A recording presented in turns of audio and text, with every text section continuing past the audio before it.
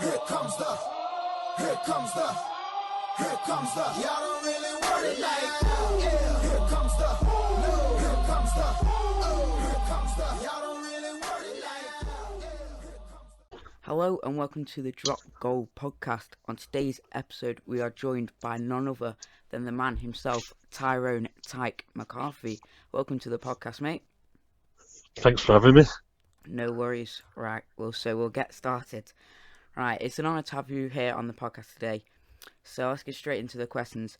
You've won two challenge cups, having scored a try against Leeds in 2012. You've won the Intra Super Cup over in Australia as well as the state championship, and we also saw you represent the Red Devils last season at Old Trafford. Which of these events would you say had the biggest impact on your rugby career? Obviously, the Challenge Cup moments stand out with obviously winning, but probably the first one was only my third game, so to make my debut 3 weeks earlier, and then to obviously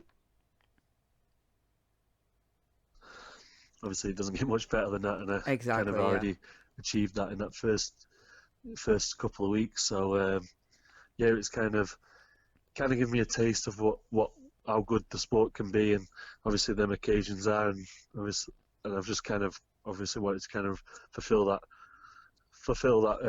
feeling again and again, and I have been quite fortunate at playing in finals, but obviously we've last year was probably a step too far against St Helens, but it's something that has stuck with me, that you never know when you're going to get to play in one, and obviously really fortunate to do so, but you got to make the most of them occasions. Exactly, yeah. So, when you made your debut for Warrington, it was actually against Wigan Warriors, who are a well-known rivals of the Wolves. Was there a lot of pressure from your friends and family, or was there even pressure from yourself to make sure that you did well and had a good game against the local rivals? I think that in itself was a bit of a whirlwind. I'd literally just had a knee operation, so I think I'd been getting back to like doing some rehab running with the physios, and Tony Smith just come up and asked and said, "Are you going to be fit this week?" And I hadn't done any like tackling or anything like full contact stuff with in training, and I said, "Oh well, I'm feeling fit," and he's like, "Oh, we'll get your head round playing on a Friday night," and that was on the Tuesday. So I didn't really have much time to think about it.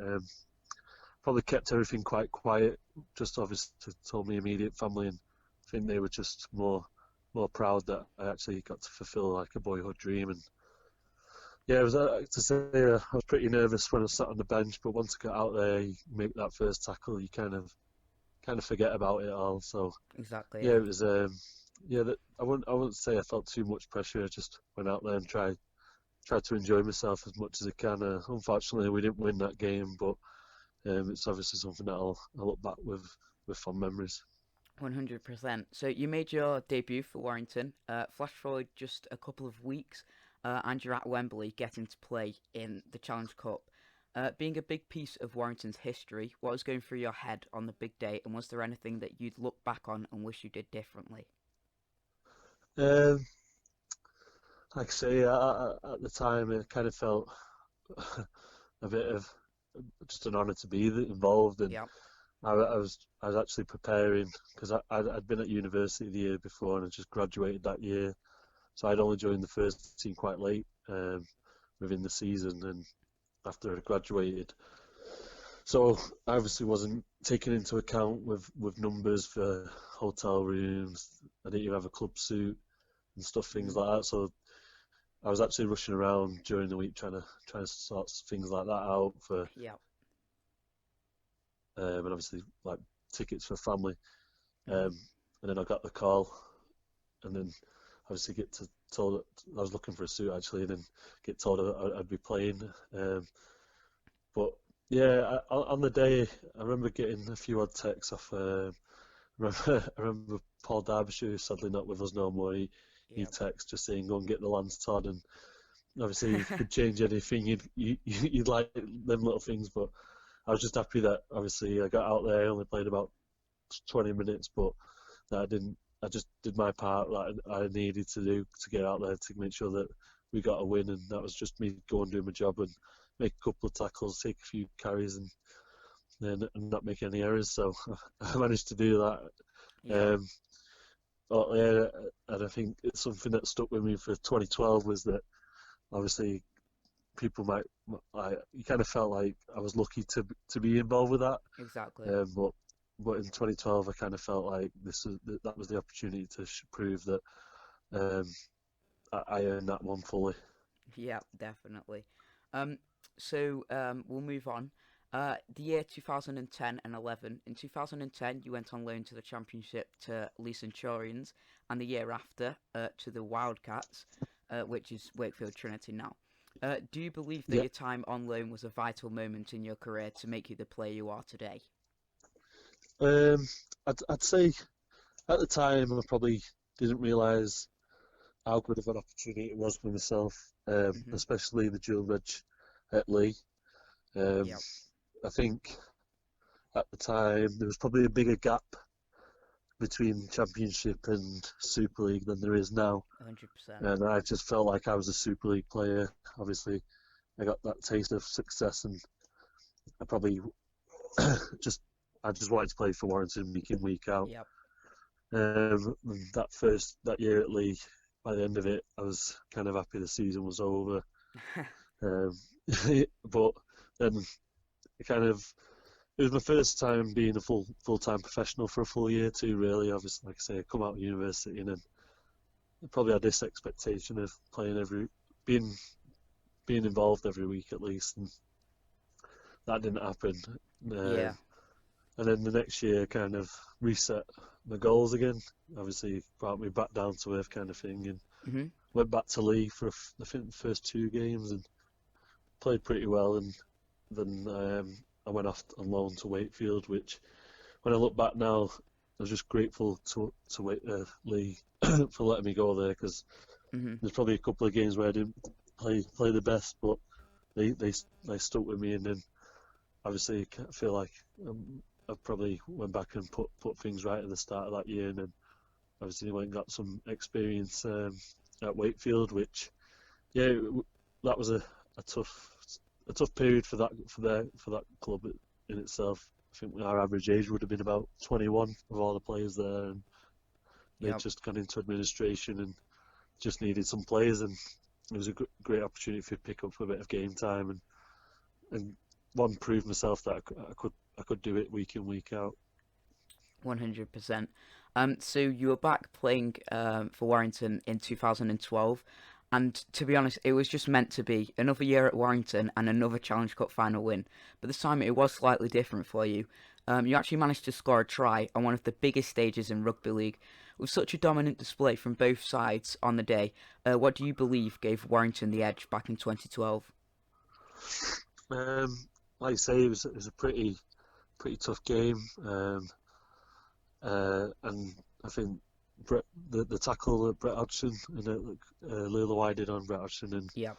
they probably scored off the back of it, but obviously that all got disallowed, and that probably was a big turning point in the game. In terms of, I think we knew then we probably been let off the hook a little bit, and we just kind of kicked on and took the game by the scruff of the neck, and like we say, we ended up running out quite comfortable winners in that second half. But um, I'm not saying that we wouldn't have won if that would have gone that way, but it was a massive momentum shift, and I think you could see it. It probably deflated Leeds a little bit, and Yep. it helped us grow into the game. And I remember when because I was on the bench and again, and the rain. It was a real warm day, but the rain come down. Yep. But I think in that period, it was probably helpful to us too, and just calm the game down a little bit. Yeah, and obviously getting that offload off Benny and getting over is one of the Yep. highlights of my career. And something I just remember looking up and seeing all the Warrington faithful going bananas in the stand and try and pick out like family members. But yeah, it's something that's going to live with me forever. Yeah, 100%. So in 2013, you spent time in the Championship, but this time at Swinton. With your time in the Championship, do you believe the Championship is on a great route to create more professional teams and higher standards? And if not, what do you believe could be done to further establish the game? Um, yeah, I think over the last 10 years, especially during my career, that with the championships probably it's been mixed about a bit because of what the demanded of Super League clubs. But like I Exactly. said earlier, I think the standard of championships teams has probably improved, but that's probably been at the detriment of the standard of Super League. So it's a pretty difficult one in terms of how you judge success in the Yeah, championship. It's tough to judge like what is the best for the championship. exactly. But my personal belief is I think Super League should be the main focus for the professional game. Um, I generally believe there's probably not just championship, but championship one clubs there's probably amateur teams or clubs that run or have more impact on the rugby league community than Yeah. some of them professional clubs. But within that too, there's some great championship clubs that get around in the community. So it is a fine balance, and I'm a big believer in the kind of franchise system that we Yeah. used to have. I think that adheres to standards, and I think you should have that at all levels of the game. But like you mentioned, I think there's probably amateur clubs that probably put some of the professional clubs to shame, and Mhm. whether some of the money that goes into the championship or even Super League is better invested elsewhere. But yeah, the championship, like I say, it's improved over the last 10 years since I've been in, and I think they've got even closer in terms of standards playing wise to Super League, and I think it's a great way for young players to go and when they go and earn a bit of experience against playing against men, and Yeah. that's something that obviously I got to do. But like now with reserves coming back, that'll probably be the loan system or dual red system will hopefully do that for them. Yep, hopefully. So 2014 was a very big step in your career as you made the decision to fly over to Australia and join the Northern Pride. Northern Pride isn't the highest standard of the game in Australia, but still having such a big opportunity to start a new chapter down under in Australia. Everyone would love to experience the lifestyle, but apart from that, what made you choose Australia and join the Northern Pride? Um, I think it was a real difficult decision. The previous year, Warrington had kind of offered me a 3 year deal to stay, Yep, but that 2013 year, I was in and out of the team again, and after 2012, I exactly. just kind of really didn't feel valued. So by the end of the season, I think got to a point where I could have stayed and probably not. I'd like to think I would have kicked on there, but Yeah. I felt like it would have been a gamble to stay and only been a bit part player. Mhm. Whereas I could have. There was a couple of the Super League clubs that come in they were saying I'd be playing every week, but in my heart, I generally thought, why would I move from Warrington to a club that's not as good, and Exactly. obviously not my town club. And then I got a message of Jason Dimitri, who's the Northern Pride coach, and like I said, Yep. they were the part of the Queensland competition. And then I've always wanted to travel, and like I say, the lifestyle in Australia kind of is quite attractive, and it was Yeah. something that it kind of all come at the right time, and it was a gamble. Obviously, like I said, Warrington offered a 3 year deal, and I was pretty much going over to Australia for a pay-as-you-pay contract. Um, they would, I'd, I'd, I'd get a job through the club too, which was great experience going into the schools, doing a bit of teaching, Yep. but yeah, the going to Northern Pride, it probably is what I needed at that point in my career in terms of playing week in, week out, long minutes, and enjoying my rugby again. I kind of probably got a bit disillusioned when in that 2013, I think that was the year I went to Castleford on loan, and I Yep. didn't play there due to a bit of politics within the club, and it just kind of felt like it could have been a make or break kind of year for me, and think going to Northern Pride would just give me a bit of a clean slate where no one knew me. I could just start again and just enjoy playing rugby. 100%. So after a truly successful year down under, you chose to test yourself once again in the Super League, but this time with Hull KR, if I'm correct. You had a great time with the Rovers, taking them all the way to your favourite place, Wembley. Sadly, the Robins did end up getting beaten by the Rhinos 50-0. After the game, did you and the boys take the loss as a negative or more of a learning experience to not make that same mistake again in the future? Yeah,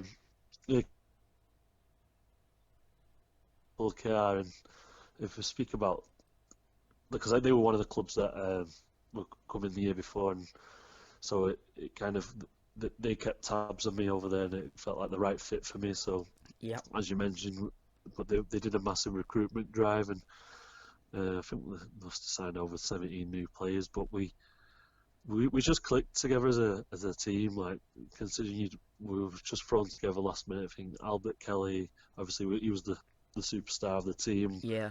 But we just had quality across the park, and we were a pretty good attacking team.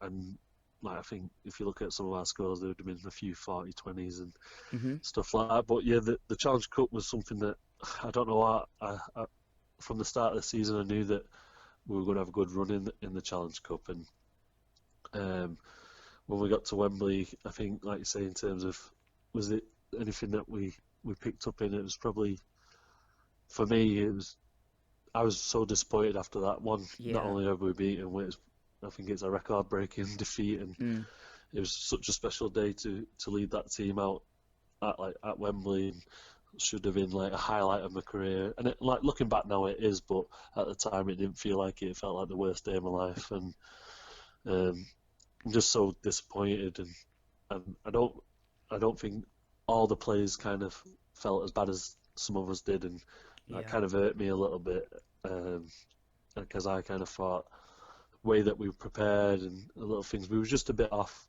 compared to when the first year we went with Warrington. They made sure that we were going to win that game in terms of preparation and all the little details. And I know it's hindsight now, but I think they had a massive role to play to make it feel as special as the competition and as that day is. And obviously on the day we turned up against one of the best Leeds Rhinos teams has been. They did the treble that year, but it doesn't make it any easier looking at that scoreline. Exactly.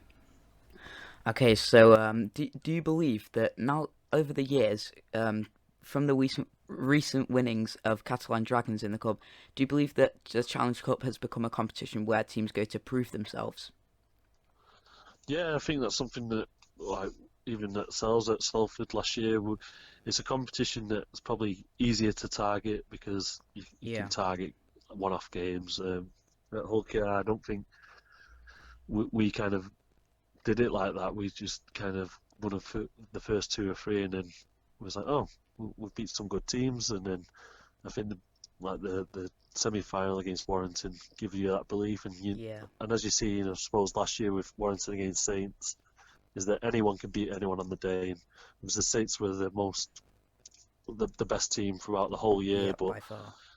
And all that matters with the Challenge Cup is how you perform on that day, and I think that's why our clubs can target it, and I think it adds a bit more excitement to the game too, with that knockout kind of feel, and some people either thrive on that or die on it, and that's when, like you say, you see the Catalans turn over Warrington, and I think that was great for the game, and we've actually, last year, saying about Salford, that was the competition we kind of pinned our finger on and said we'd like to do really well in the league and probably a top 4 target, but we want to win that cup. And unfortunately, we got beat in the first or second round. But then that probably gave us the bit of inspiration to go on the run that we did. So it definitely, and I think that's what it did to Warrington as a club. I think Warrington, seeing it as a way we won that, and it's like ticked off that, and it generated that momentum to start building that successful period that we had. 100%. So you had a great year of rugby in the Super League, but then the next year you also got an offer from the NRL side, St George Illawarra Dragons. What drew you back to Australia, having such a great season in the Super League? Yeah, that was a real difficult period. Like we loved that loved Australia the year before, and Hmm. we all kind of said, "Oh, we'd love to come back at some stage." And then it was out the blue that I think I had it. I was speaking to the kind of low key to the Dragons the year before I signed at KR, but then committed to KR, and then I had Yeah, a clause in my contract, like a release clause, and I just kind of I think it was 2 days before that clause was due up, and I got a phone call saying that St George wanted me, and I kind of obviously told the club, and I don't, well, they were a bit. I didn't obviously I was saying to the club that I'm not decided. It's just that I need yeah, to let you know that this has kind of been activated, um, and then I was pretty committed on staying at LKR, speaking to Chesney at the time, and obviously we were doing what this was before the Challenge Cup, and yeah. we were doing well. I felt like we had a good base of lads, and I felt we could really turn that club into a real like a the mainstay of Super League. And Hmm. um, then it was a conversation with my now wife that when I told her, she was like, "This is something that you've always said you wanted to do. Exactly. Um, like, why would you not go and do it?" And I think that conversation, it was the turning, like the deciding factor. It was like, how often do people get this opportunity and Exactly, yeah. go and prove yourself? And um, regardless of what happens, that you can say you want to do it and give it your best shot. And so that's pretty much why I decided to go. Yeah, uh, it Yep. was a tough old decision, but yeah, and that's how it come around. And obviously Mike Cooper was there at the time, Hmm. and so that kind of made it a bit of an easier transition. 100%. So for years, the NRL has been known to be the highest standard of rugby league. Over the current years, past few years, do you believe the skill gap has closed between the Super League and NRL? Um, I'd, it's really hard to judge. I'd say in terms of week in week out intensity, the NRL, like Super League, doesn't match the NRL, and Mm, that's down to different things. I think when you look at so many like different variables that yeah, affect the two competitions. One is the length of the season, the amount of players that are over there, and that's something that I got asked the other day by one of the young lads. What's the difference about playing in Australia compared to here? And it was yep, the sheer amount of people you're competing with to get the shirt, and 100%. everyone's competitive at training. Like everyone wants to beat each other, and it's just if you've got that in the training, obviously when you go out on the pitch that weekend, then it's kind of it's a no-brainer. It's going to happen. And another thing is how long their pre-seasons are. They have like 3 or 4 months to prepare for a season, whereas Exactly. in Super League, especially your international lads, don't really get a month off Mm, because they'll get December off and then they're back playing, so they don't have any time to prepare their bodies for Super League, which has an effect on obviously as well as the whole competition. So um, yeah, I think into but then on the flip side is that you're seeing more of the British lads going over there and proving exactly. themselves. So it, I would say that that's something that I learned is that you have a bit of an inferior complex with the Aussies. And when I was first going over there to play for Northern Pride, I didn't know what to expect. I was like, am I going to be good enough to play out in Australia? Yeah. And you have all these worries, but once you and even at St George, that kind of happened again because I was going to prove myself. And once you're Hmm. training alongside these other players that you've seen on TV, you're like, no, actually, yeah, I am as good as them, or I can give as good as them. And I think that's obviously been the mindset of the lads that have gone over and done well. Is they've just gone out there and played their own game. That's made them successful in Super League. And um, so I would say, as a as rugby league in the countries in terms of talent, I think we're up there with them. It's just a case of how we nurture more talent and expose Yeah. more intensity to it. 100%. So after playing in Australia in 2017, you joined your current side, Salford Red Devils. When hearing the news that you'd be returning to the Super League, all English fans were very excited to see you back, especially the Salford fans. And just a couple of years on, you're tearing through Super League and have helped the Red Devils make it all the way to the grand final. Knowing you'll be a part of Salford's history, what did you feel like walking out onto the field at Old Trafford back in October? Yeah, it's a so surreal moment is when I was at Warrington. Obviously, we were pretty lucky to make a couple of finals, but I got Yeah. dropped for the 2012 one, and um, I remember picking up a piece of grass when I was on the pitch after, and I was thinking I'll be back here one day. But as your journey goes on, you kind of think, oh, that probably not going to happen. And the year before with Salford, we were fighting relegation and stuff like that. And even when you make these goals, there's still an element of that. Is it realistic? But just to get out there again, and I'm like a Man United fan all my life too, so Yeah. it's something that you wish you could do as a footballer, but obviously not got the talents to do that. So to be able to do it playing the sport that we do play is phenomenal, really, and it's just a shame that we couldn't cap off like the fairy tale ending for us. But Yeah.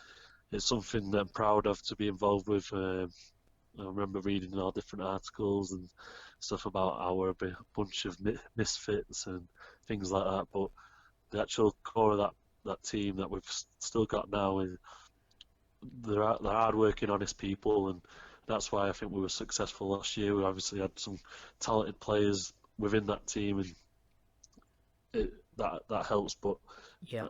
our belief and obviously Watto was a coach, he drums home about working hard and having that winning mentality, and that's something that I think all of them lads have got. And this year we've obviously started a bit shaky, but as we did that last year, and we've proved that it doesn't Yeah. really matter how you finish, how you start, it's how you finish.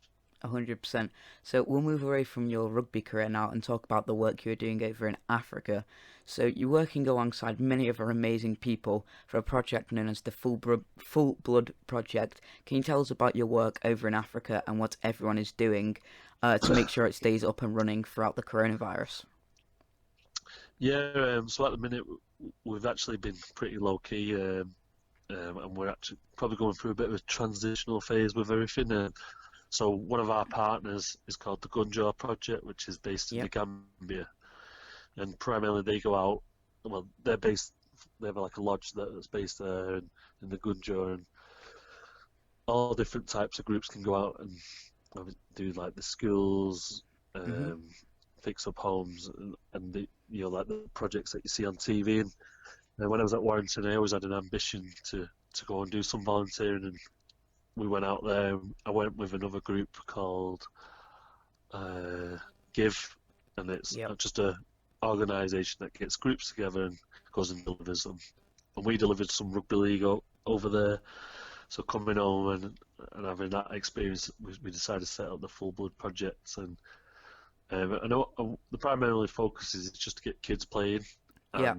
and they've not got the same kind of materialistic things as us, and Mhm. but all kids just love to play, and if we can give them a platform to go and fulfill that enjoyment, that was something that's all we were aiming to bring, and obviously spread the word of the game. And we're probably looking at changing the name over the next couple of weeks, and Yep. because I've not been back for a few years now with all the Mhm. travelling I've been doing, so we just kind of at the minute we're funding that they have community coaches that are Gambian born, and they go out and they deliver Yep. some sessions through the Gunjar project, and just making sure that the community has that.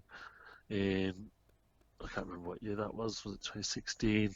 We took out a mixed group again, and then one of the girls who was on that group, she delivered badminton.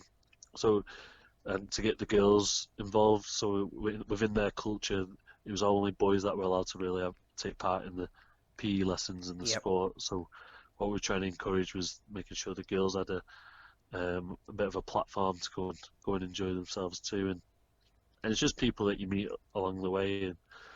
And the Full Blood Projects, it's kind of adapted over time. We did a bit of work in Leeds City Centre with Yeah, kids who are struggling at school, and it pretty much is just trying to give young people an opportunity to be the best versions of them 100%.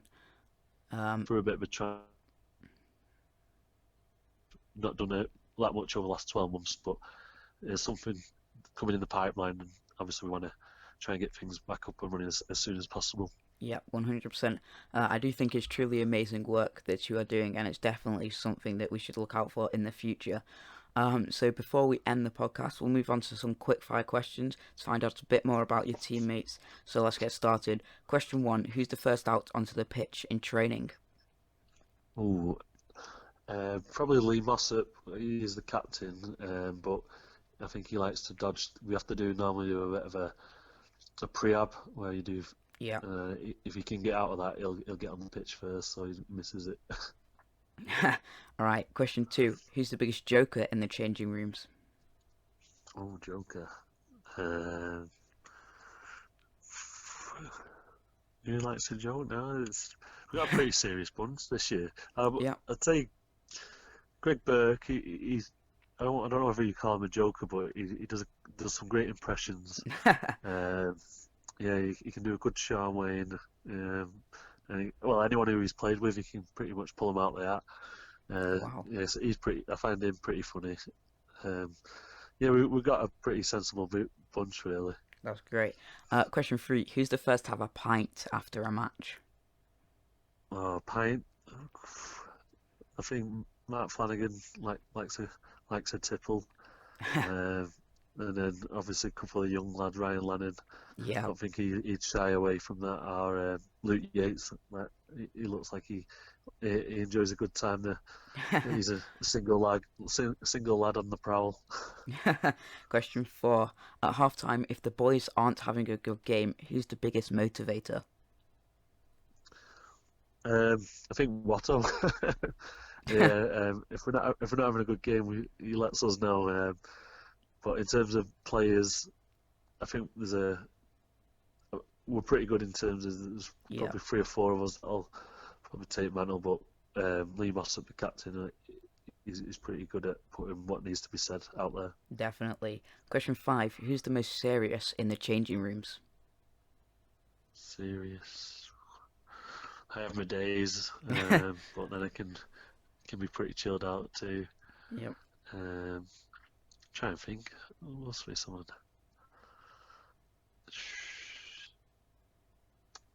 No, I can't. It's- There's no one who's proper, like that you can't talk to. Yeah, So everyone's pretty good in terms of focus, but I can't think of anyone who's too serious that stands out. that's all good. Question six: who's your biggest player rival in the game? Player rival, Yep.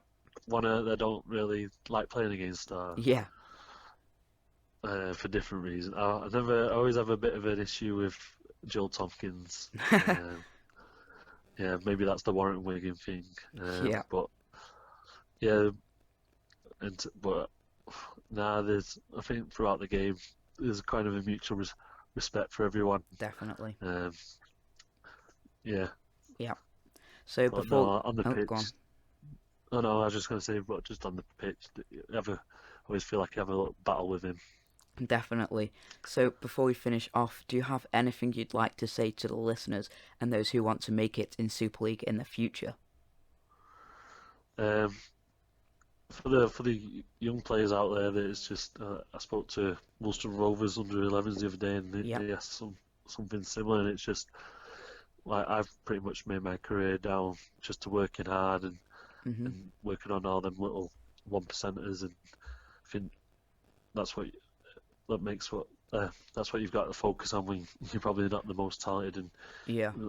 if you have got some talent and you've got to work hard too, you just don't get there by being talented, and that's whether you're just going to do your extra little runs or a little bit of tackling practice, but you just keep focused and don't, no matter how well you think you're going, just remain grounded and level-headed. Um, 100%. yeah. Okay, so thank you very much for joining us on the podcast today. It's been great to hear all about your rugby career and your voluntary work in Africa. Hopefully I can get you on the podcast again in the future. Once again, thank you for joining us today, and I hope that you and your family are staying safe and well in these difficult times. Well, thank you. Thanks for having me. No worries. All right, see you, mate. Here comes the, here comes the, here comes the. Y'all don't really want it like that. Yeah. Here comes the, no. Here comes the, oh. Here comes the. Y'all don't really want it like that. Yeah. Here comes the. Rest in peace, Jordan Cox. You will truly be missed. You're a great asset to our sport and the community. You're a great man who played some great rugby, and for that, we thank you. Rest in peace, Jordan.